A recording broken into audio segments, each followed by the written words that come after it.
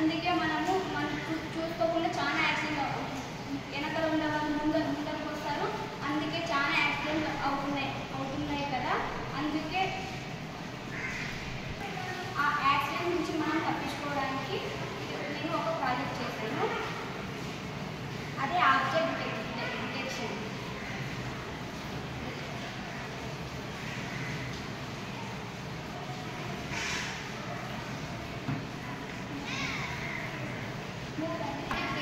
Detection అనేది power bank ఉంటుంది. అందులో ఆడిన బోర్డు